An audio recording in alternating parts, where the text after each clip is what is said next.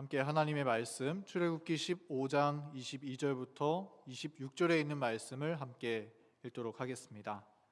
출애굽기 15장 22절부터 26절에 있는 말씀입니다. 모세가 홍해에서 이스라엘을 인도하매 그들이 나와서 수르 광야로 들어가서 거기서 사흘 길을 걸었으나 물을 얻지 못하고 마라에 이르렀더니 그곳 물이 써서 마시지 못하겠으므로 그 이름을 마라라 하였더라.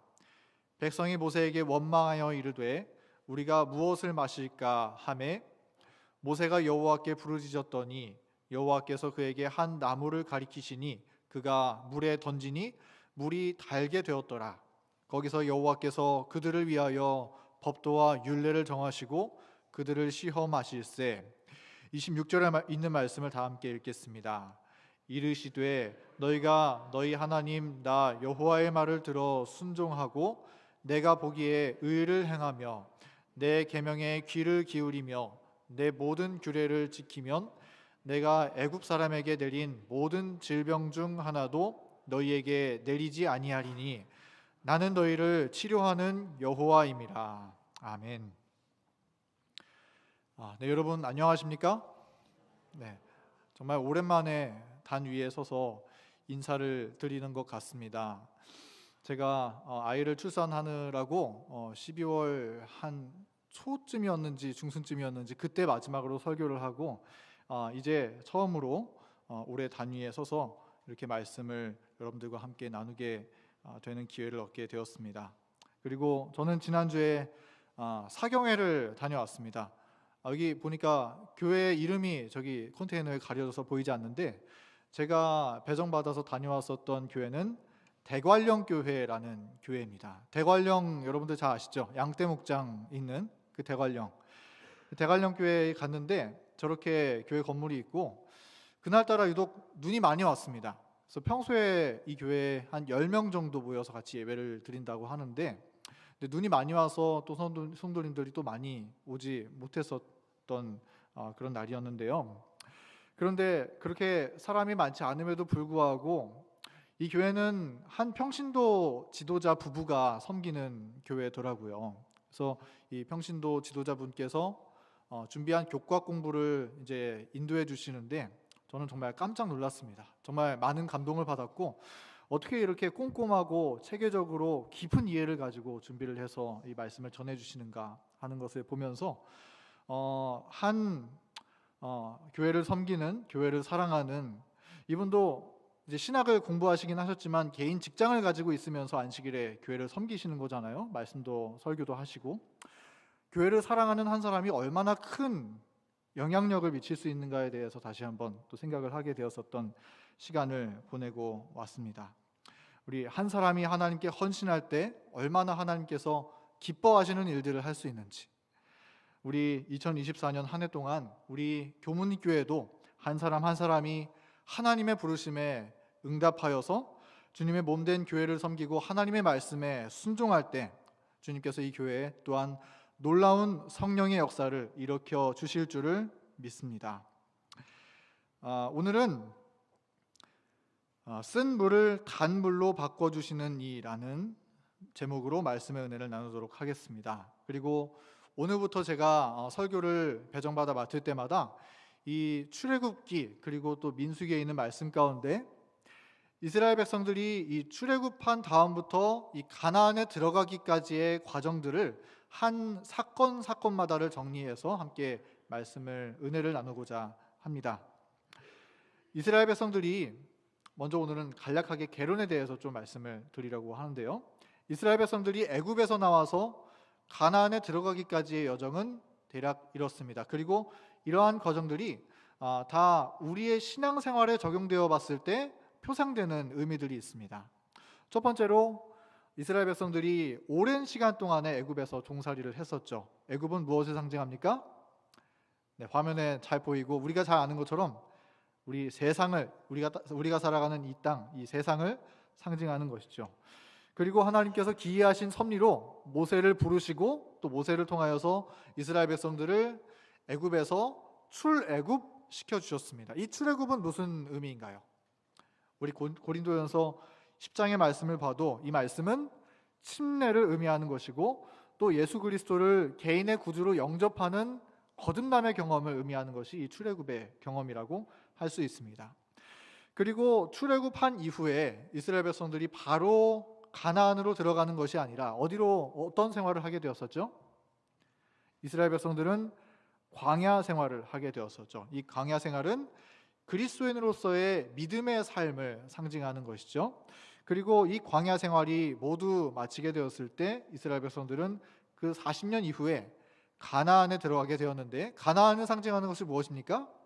가나안은 하늘나라를 상징하는 것이죠. 지금 이러한 애굽에서 가나안까지의 여정을 이스라엘 백성들은 걸어갔는데, 우리가 이 단계 속에 있다면 지금 우리는 어떤 단계 속에 있나요? 우리는 지금 광야의 단계에 있는 것입니다.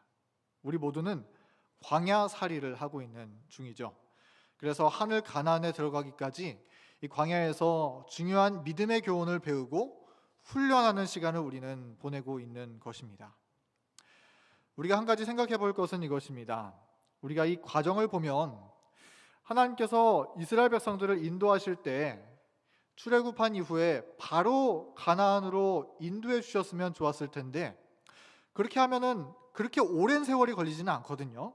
그런데 하나님께서 그렇게 하지 않으시고 무려 40년 동안 광야에서 이스라엘 백성들이 시간을 보내도록 인도하셨습니다. 왜 하나님께서 가나안으로 바로 인도하신 것이 아니라 광야에서의 무려 40년이나 되는 세월을 보내도록 허락하셨을까요? 여기 지도에 보면 굉장히 복잡한 과정들을 거치게 되는데, 왜 하나님께서 이렇게 복잡한 과정을 통하여 이스라엘 백성들을 광야 생활을 시키셨을까? 거기에 몇 가지 이유가 있는데 세 가지로 좀 정리해서 나누어 보도록 하겠습니다. 첫 번째 이유는 이것입니다. 다 같이 읽어볼까요? 시작. 믿음의 훈련을 받기 위해. 하나님께서는 믿음의 훈련을 이스라엘 백성들에게 시켜주시기 위해서 이 광야 생활을 거치도록 허락하셨다라고 하는 것입니다. 우리 이 말씀 가운데 훈련이라고 하는 단어가 여러분 보이시죠?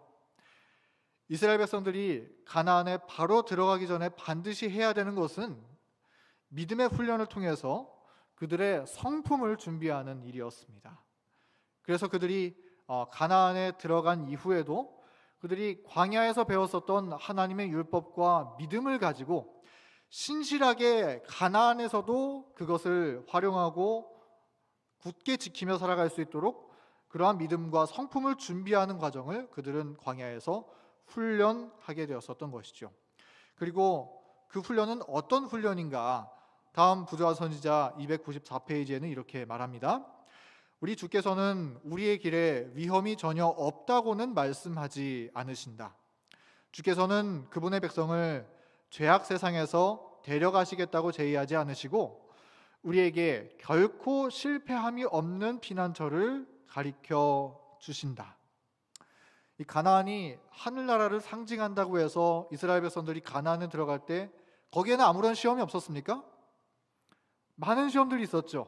가나안족들이 있었고 또 가나안족들을 정복해야 되는 그러한 믿음의 싸움들이 여전히 있었습니다. 그런데 거기에 들어가기에 앞서서 가나안에서 반드시 해야 되는 일이 있었는데, 그것은 무엇이냐면 어떠한 상황에 놓여 있든지 간에, 다시 말해서 하나님께서 그들을 어디로 인도하시든지 간에, 여기 파란색 글씨에 나와 있는 것처럼 결코 실패함이 없는 피난처를 그들이 바라보도록 하기 위해서 하나님께서 그들을 광야에 두셨다는 것입니다. 그러므로 광야에서 이스라엘 백성들이 거친 훈련의 내용은 무엇인가요?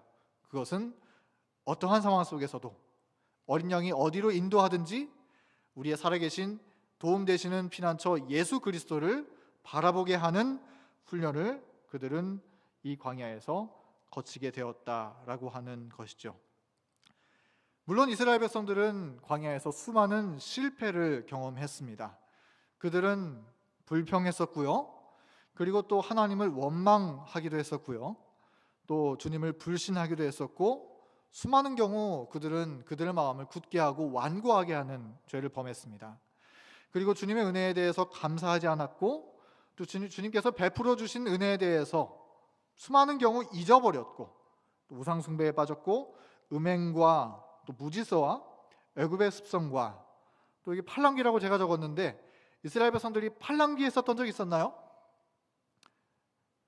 때때로 그들 가운데 섞여 있는 그 잡족들의 불평 어린 소리에 그들은 팔랑귀처럼 그들의 음성에 동조하는 그러한 죄를 또한 그러한 실패를 경험했었습니다.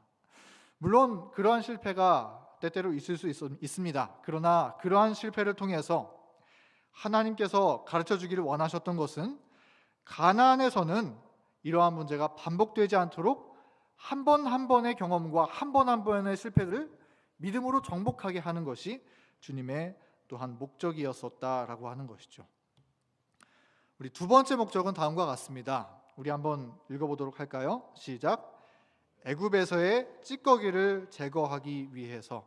애굽에서 오랜 세월 동안 이스라엘 백성들이 노예 생활하면서 묻었었던 그 성품의 찌꺼기들을 제거하기 위한 과정을 광야에서 보냈었던 것이죠. 이 부자 선지자에 있는 내용을 읽어보겠습니다. 오랜 노예 생활과 우상 숭배의 영향으로 인하여 악한 가마가 그들의 습관과 품성에 남아 있었기 때문에 이스라엘 백성들에게는 근본적인 대변화가 일어나야 했다. 하나님께서는 자기 자신에 관한 지식을 그들에게 주심으로 그들을 보다 높은 도덕적 수준으로 끌어올리기 위해 일하고 계셨다. 그들의 오랜 노예 생활 때문에 젖어 있었던 그 노예의 습성은 그들의 품성과 삶의 방식에 박혀 있었습니다. 그렇기 때문에 하나님께서는 이스라엘 백성들을 그 노예의 신분에서 구원해 주실 뿐만 아니라 노예의 습관과 품성으로부터 구원해 주시는 그러한 근본적인 대변화를 경험하도록 하시기 위해서 그들에게 애굽의 찌꺼기를 제거해 주시기 위해서 광야의 시간을 허락해 주셨다라고 하는 것이죠. 우리 이런 단어가 있다고 하는데요. 혹시 이런 말을 들어보셨습니까? unlearning이라는 단어가 있다고 합니다. learning은 무엇인가를 배운다라고 하는 말이죠. unlearning은 그럼 무엇일까요?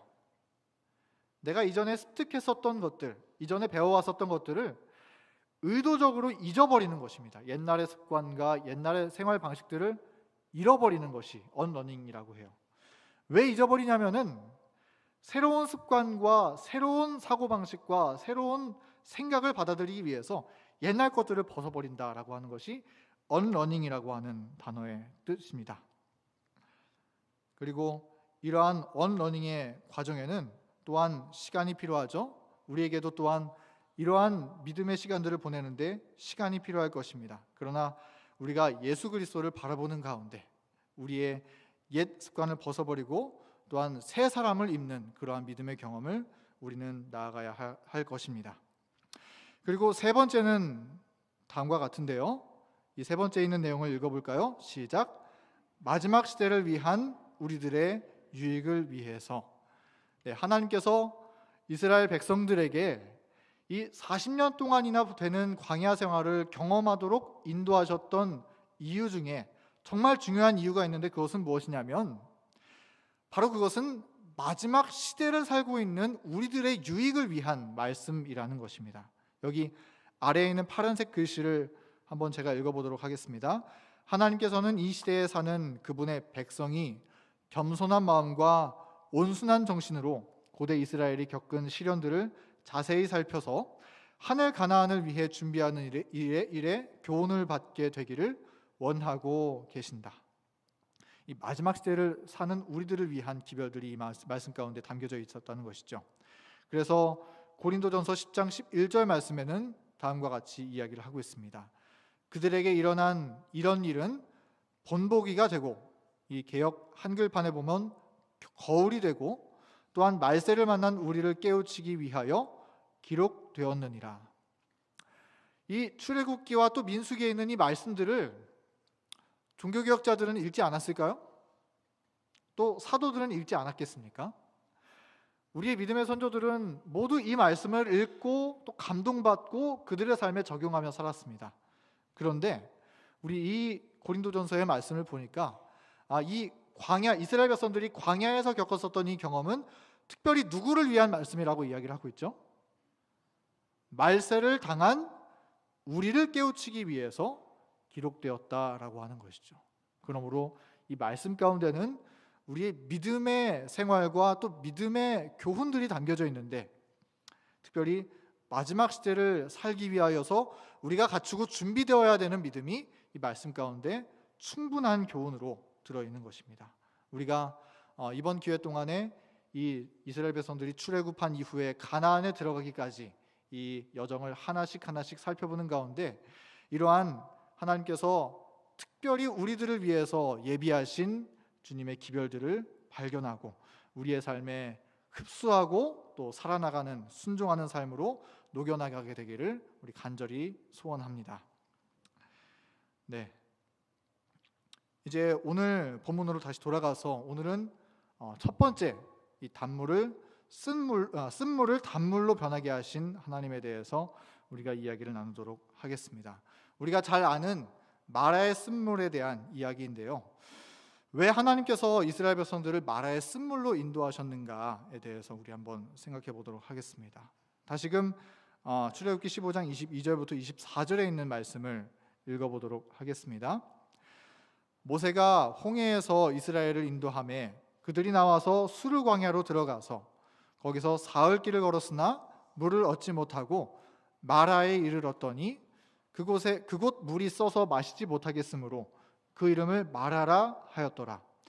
백성이 모세에게 원망하여 이르되 우리가 무엇을 마실까 하매, 이스라엘 백성들은 출애굽 이후에 하나님의 인도하심을 따라서 나아가면서 수르 광야에 들어가서 사흘 길을 걸어가다가 어디에 도착했습니까?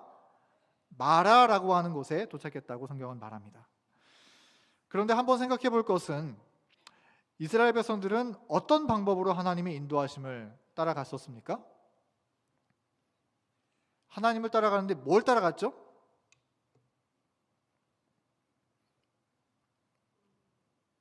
우리 다 아시죠? 네, 이스라엘 백성들은 하나님의 인도하심을 따라가기를 불기둥과 구름기둥을 따라갔습니다. 혹시 지금 여기 화면에 보이는 그림이 어떤 사건을 의미하는지 아시겠습니까?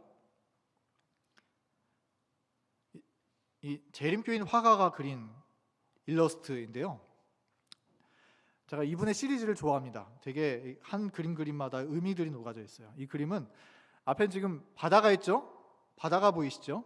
그 다음에 여기 그 모래밭이 보이는데, 그 모래밭 이 해변에는 이 점점점점들이 섞여 있는데 이게 이스라엘 백성들을 의미를 합니다. 이스라엘 백성들이 홍해 앞에서 이 홍해가 갈라지기를 기다리는데 빨리 갈라지지가 않는 거예요. 그래서 발을 동동 구르면서 기다리고 있는데, 그 뒤에서 지금 누가 쫓아오고 있는 거예요? 애굽의 군대들이 막 말을 타고 마차를 타고 달려오면서 쫓아오고 있는 것입니다. 그런데 저기 우리 그림에 보이는 것처럼 불기둥이 그들을 혼란스럽게 하고 이스라엘 백성들을 침략하지 못하도록 막아주는 역할을 지금 여기에서 하고 있는 것입니다. 불기둥이 그렇게 이스라엘 백성들을 인도하고 지켜주고 보호했었던 그런 역할을 해줬었던 것이죠. 밤이면 이 불기둥이 올라와서 이스라엘 백성들을 따뜻하게 데펴주고, 또 낮이면 구름기둥이 올라와서 이스라엘 백성들에게 시원한 그늘을 제공해주고, 또 애굽 군대를 내쫓아주고 행군하는 앞길을 인도해주는 이러한 구름기둥과 불기둥, 이러한 불기둥과 구름기둥이 이스라엘 백성들에게 정말 얼마나 든든한 것이었겠습니까? 만약 우리가 이것을 눈으로 볼 수 있었다면 어땠을까요?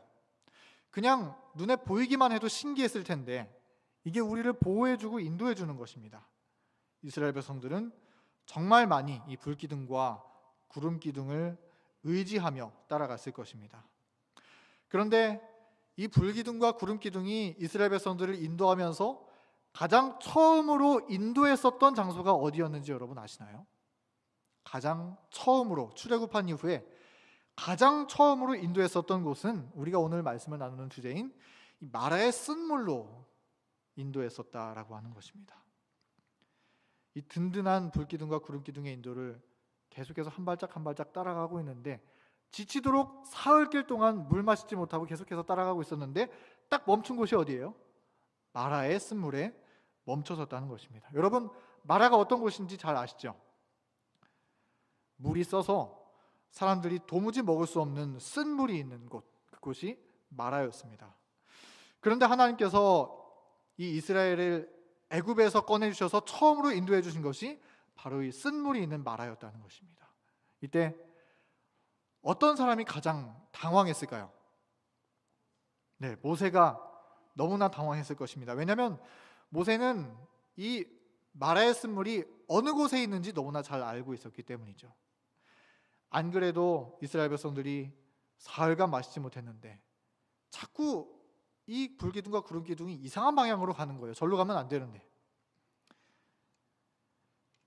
그리고 이스라엘 백성들이 이 쓴물을 발견했을 때 막 달려가서 그 물을 마셨을 때 얼마나 크게 실망하고 좌절할지 모세의 눈에는 선이 보였었던 것입니다. 그런데 아니나 다를까 이 불기둥과 구름기둥은 마라의 쓴물에 멈췄고 백성들은 그 물을 향해서 달려들어갔습니다. 그리고 모세를 원망했습니다. 이 백성들의 절망과 또 원망의 목소리는 그들이 느낀 갈증의 크기에 비례했습니다.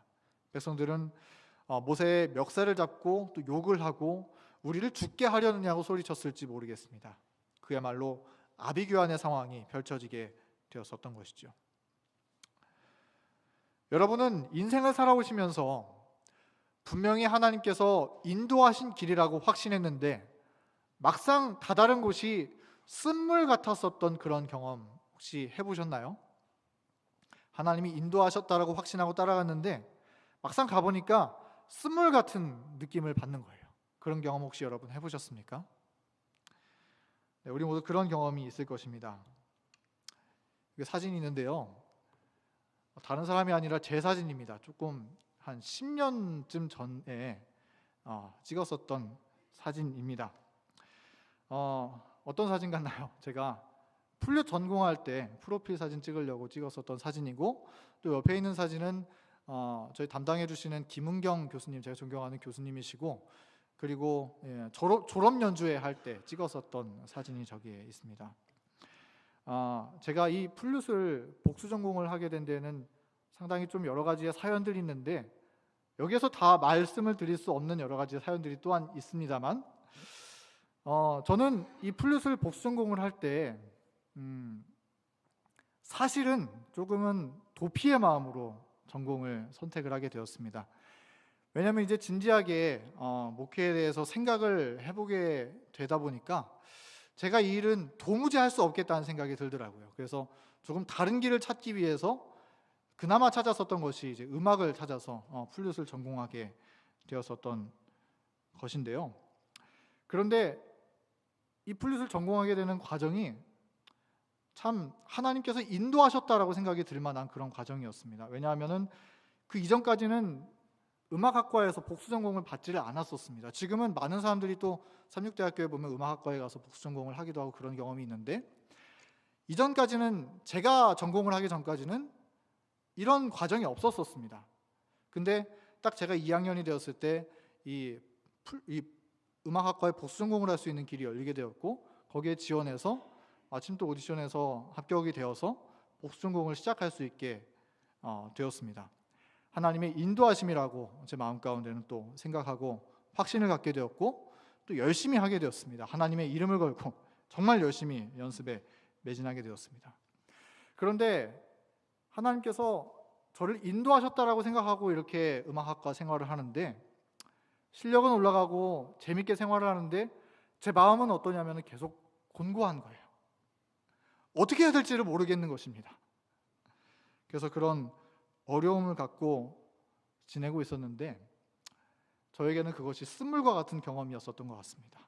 그런데 전에도 이야기 드렸었던 것처럼 저희 계신 저희 교수님께서 레슨을 할 때마다 항상 하나님의 말씀을 저에게 해주셨고 그 말씀을 통해서 마음 가운데 계속해서 주님에 대한 갈망이 있게 되었고 하나님의 말씀으로 온전히 헌신하며 살아가겠다라고 하는 결심을 하게 되는 계기가 정말 돌고 돌아서 이 플룻을 복수 전공을 하게 되면서 경험하게 되었었던 것 같습니다.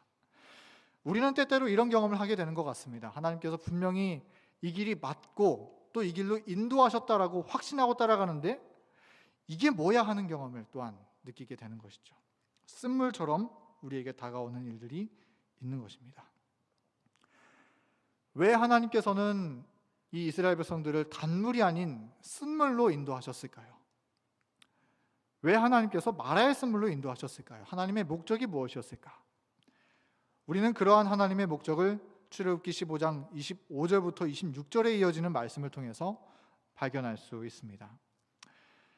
너희가 너희 하나님 나 여호와의 말을 청종하고 나의 보기에 의를 행하며 내 계명에 귀를 기울이며 내 모든 규례를 지키면 내가 애굽 사람에게 내린 모든 질병에 하나도 너희에게 내리지 아니하리니 나는 너희를 뭐하는 여호와요? 치료하는 여호와임이니라. 네. 이 말씀은 하나님께서 이 마라의 쓴물을 단물로 바꿔주신 이후에 해주신 말씀인데요. 하나님이 마라를 단물로 바꿔주시는 이적을 베푸신 다음에 하나님은 이스라엘 백성들에게 그분 자신을 소개해 주시기를 뭐라고 소개하십니까? 나는 너희를 치료하시는 여호와이니라. 여기에 그 이유가 있는 것입니다. 왜 하나님께서 이스라엘 백성들을 인도하시기를 심지어 출애굽 이후에 가장 처음으로 마라의 쓴물로 인도하셨는가? 하나님의 인도하심은 처음부터 단지 그들의 목마름을 죽이는 데 목적이 있었던 것이 아니었습니다. 다시 말해서 좀 더 잘 먹고 좀 더 잘 살기 위해서 인도해 주시는 것이 주님의 목적이 아니었다는 것입니다. 하나님의 목적은 내가 너희를 치료하는 여호와라는 사실을 백성들에게 알게 하시기 위해서 그들을 마라의 쓴물로 인도하셨다라고 하는 것입니다. 그래서 이 첫 번째 경험을 통해서 이스라엘 백성들이 하나님을 의지하고 또 하나님의 계명에 귀 기울이고 주님을 신실하게 따라가기만 한다면 이스라엘 백성들이 어디를 가든지 치료하는 여호와께서 마치 쓴물을 단물로 변하게 해주셨던 것처럼 이 40년의 모든 광야 생활을 주님께서 책임져 주시고 지켜주시겠다라고 하는 교훈을 그들은 이곳에서 받을 수가 있었던 것이었죠. 그리고 치료하시는 여호와 하나님은 이 마라의 쓴물 전체를 치료하셔서 단물이 되도록 변화시켜 주셨다는 것입니다. 이스라엘 백성들은 이곳 마라에서 다시 한번 하나님의 놀라운 이적을 경험하고 하나님의 구원을 경험하게 되었습니다. 사실 여기에 마라의 쓴물 이야기 바로 다음에는 하나님께서 마라 다음에 어디로 인도하셨냐면 엘림이라는 곳으로 인도하셨는데요. 엘림은 물이 아주 넉넉한 곳입니다. 지금 사진에 보이는 것처럼 물이 아주 넉넉한 곳이 엘림입니다. 이스라엘 백성들은 그 엘림에서 장막을 치고 풍족하게 물을 얻을 수가 있었습니다. 그러나 우리는 그 엘림에서의 경험을 풍족한 물에서 물을 먹고 사는 이스라엘 백성들의 모습을 보면서 그것을 가리켜서 구원이라고 말할 수 있을까요?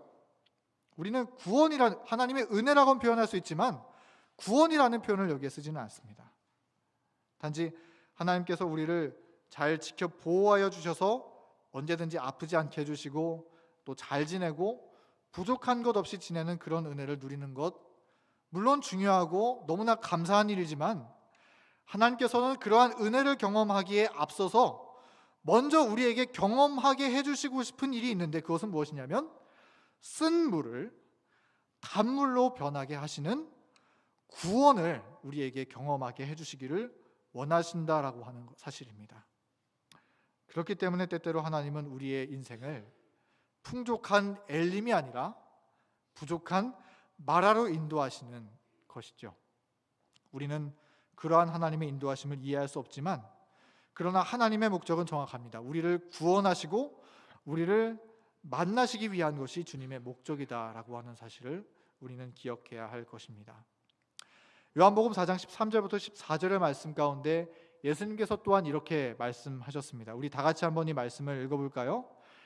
예수께서 대답하여 가라사대 이 물을 먹는 자마다 다시 목마르려니와 내가 주는 물을 먹는 자는 영원히 목마르지 아니하리니 나의 주는 물은 그 속에서 영생하도록 솟아나는 샘물이 되리라. 여러분 이 말씀이 어떤 이야기 가운데 있는 말씀인지 잘 아시죠? 예수님께서 이 사막 한가운데서 우물가에서 이 사마리아 여인을 만났을 때 그 사마리아 여인에게 주님께서 해주신 말씀입니다. 단지 이 사마리아 여인은 그 우물에서 한 번 물을 길러서 마시고 목마름을 죽이고 돌아갔을 수도 있습니다. 그것도 물론 하나님의 은혜와 또 감사한 일이죠. 그러나 그곳에서 예수님께서 그 사마리아 여인을 만나시고 그에게 전해주었었던 기별은 단지 목마름을 죽이는 일이 아니라 영원히 목마르지 않는 샘물, 하나님의 구원을 경험하도록 하기 위한 것이었다는 사실입니다. 그러므로 성도 여러분, 때때로 주님께서 우리를 이상한 길로 인도하는 것처럼 보인다고 할지라도 결코 실망하지 말고 하나님을 찬양하게 되기를 간절히 바랍니다. 우리가 실망하고 좌절하고 낙담할 만한 그러한 상황들을 만난다고 할지라도, 그러한 감정들을 느낀다고 할지라도 결코 여러분 실망하지 말게 되기를 간절히 바랍니다. 그럴 때일수록 예수 그리스도를 바라보시고 우리에게 참된 구원의 경험을 선물해 주시는 주님을 우리 바라보고 주님을 찬양하며 주님과 동행하게 되는 우리 모두가 되기를 간절히 소원합니다. 네, 두 번째입니다. 마라의 쓴물은 무엇에 의해서 단물로 변화되었습니까? 무엇에 의해서 단물로 변화되었죠? 우리 출애굽기 15장 25절의 말씀을 함께 읽어보도록 하겠습니다. 모세가 여호와께 부르짖었더니 여호와께서 그에게 한 나무를 지시하시니 그가 물에 던짐에 물이 달아졌더라. 거기서 여호와께서 그들을 위하여 법도와 율례를 정하시고 그들을 시험하실세. 이 말씀을 보니까 이 마라의 쓴물은 무엇에 의해서 단물로 변하게 되었나요? 네, 한 나무에 의해서, 이 나뭇가지가 마라의 쓴물에 던져졌을 때 그 쓴물은 단물로 변하게 되었었던 것입니다. 이 마라에 던져졌었던 한 나무, 이 나무가 상징하는 것이 과연 무엇일까요? 이 나무가 상징하는 것이 있죠. 마라에 던져진 이 나무는 예수 그리스도의 십자가를 표상하는 것입니다. 이 나뭇가지가 마라의 쓴물에 던져졌을 때 마라가 단물이 되었었던 것처럼 2000년 전에 하나님의 동등하신 본체이신 예수 그리스도께서 이 땅에 던져지시고 또 십자가에 못 박혀 피를 흘리고 그분의 생명을 바쳤을 때 이 땅에 하나님의 구원의 소식이 전파될 수 있었던 것입니다. 그러므로 이 마라에 던져진 나뭇가지는 예수 그리스도의 십자가를 표상하는 것입니다. 그래서 찬미가 502장에 우리가 마치는 찬미로 부르게 될 찬미인데요, 찬미가 502장 날 인도하는 손이라고 하는 찬미의 가사를 보면 이 나뭇가지의 의미에 대해서 다음과 같이 해석을 하고 있습니다. 우리 이 찬미 여러분 잘 아시죠? 날 인도하는 손 되잖아도 주님을 믿고서 따라가네. 내 마음이 편하며 두려움이 없도다. 주 뜻을 행함이 내 원일세. 여기 3절의 가사를 보면은 이런 가사가 있습니다. 마라에 쓴 경험 당할 때면 마시기 두려워 부르짖네. 그 다음 다 같이 한번 읽어볼까요? 큰 가지 되신 주, 날 도와주실 때 내 잔의 쓴맛은 사라지네.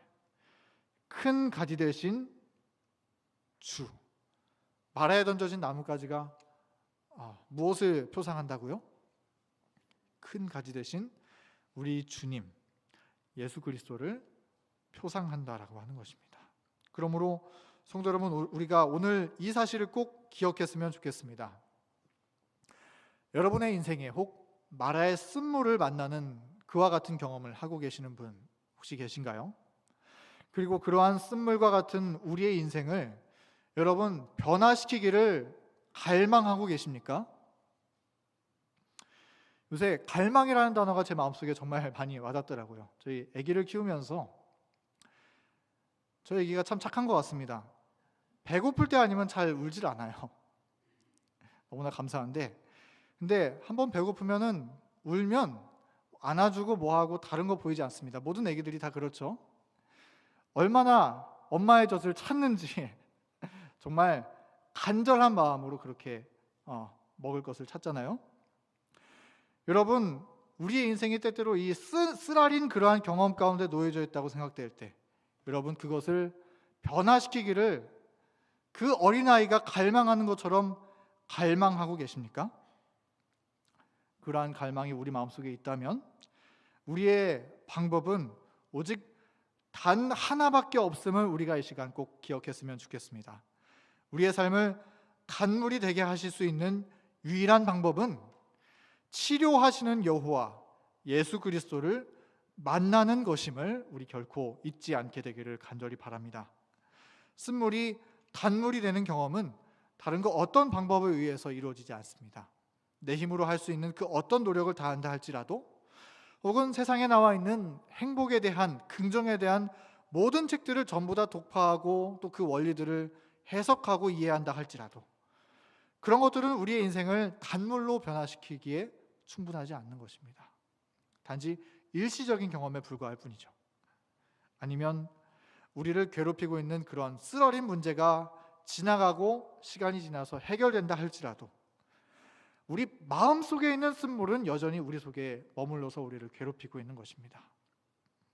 우리의 삶은 오직 예수 그리스도만이 시원하고 촉촉한 단물로 변화시켜 주실 수 있음을 우리 모두 결코 잊지 말고, 날마다 주린 심령으로 주님을 갈망하고 우리 예수님을 만나게 되기를 간절히 소원합니다. 쓴물을 단물로 변화시켜 주시는 예수님, 우리 그분을 의지하고 그분의 손을 꼭 붙잡고 살아가게 되기를 간절히 바랍니다. 우리 말씀을 정리하면서 이 복음 성경 주석에 있는 말씀을 읽어보도록 하겠습니다. 거기에는 하나님께서 지으신 한 나무가 있었는데 그 나무를 물에 던지면 그 샘물을 달고 깨끗하게 만들 것이었다. 모세가 그렇게 했을 때 고통당하던 사람들이 안전하고 즐겁게 그 물을 마실 수가 있었다. 하나님은 모든 상처를 낫게 하실 유향을 갖고 계신다. 길르앗에는 유향이 있지 아니한가? 그곳에는 의사가 있지 아니한가? 우리 하나님 안에, 우리 주님 안에 쓴물을 단물로 변화시켜 주시는 구원이 주님 안에 있다라고 하는 사실을 이 말씀은 이야기해 주시는 것입니다. 치료해 주시는 여호와. 그런데 이 말씀의 그 후반부에 있는 이 말씀은 한 성경 구절을 인용한 것인데요. 예레미야 8장 22절의 말씀에는 이렇게 이야기를 하고 있습니다. 길르앗에는 유향이 있지 아니한가? 그곳에는 의사가 있지 아니한가? 딸 내 백성이 치료를 받지 못함은 어찌 됨인고라고 부르짖고 있는 것입니다. 이 말씀의 의미를 여러분 아시겠습니까? 하나님의 말씀 안에, 우리 예수님 안에 우리의 쓴물을 단물로 변하게 해줄, 우리의 마음을, 우리의 악한 마음을 예수 그리스도를 닮은 품성으로 변화시켜줄 그 치료제가 우리 주님 안에 있는데, 왜 그 주님을 옆에 두고 있으면서도, 주님을 믿는다 말하면서도 여러분 찾지 않으십니까? 라고 우리에게 호소하고 있는 것이죠. 우리 이러한 호소의 말씀을 따라서 우리 주님을 옆에 두고 있으면서도 외면하는 것이 아니라 우리 주님을 우리 마음 가운데 모시고 주님의 손을 붙잡고 주님께 부르짖으면서 우리를 치료해 주시는 우리 여호와 하나님의 능력을 우리 모두 경험하며 주님의 구원에 감사하며 찬양하는 그러한 삶을 살게 되기를 간절히 바랍니다. 오늘의 말씀을 정리합니다. 하나님은 그분이 치료하는 여호와이심을 보여주시기 위하여 우리를 때때로 쓴물가로 인도해 주십니다. 그러한 주님의 인도를 우리가 오히려 감사하며 따라가며 주님의 구원을 발견하게 되기를 간절히 바랍니다. 우리의 삶의 쓴물을 단물로 변화시켜 주실 수 있는 유일한 분은 예수 그리스도이심을 우리가 오늘 기억하고 우리 주님과 손붙잡고 우리를 치료해 주시는 주님을 우리가 발견하게 되기를 간절히 바라면서 오늘 말씀을 마치도록 하겠습니다.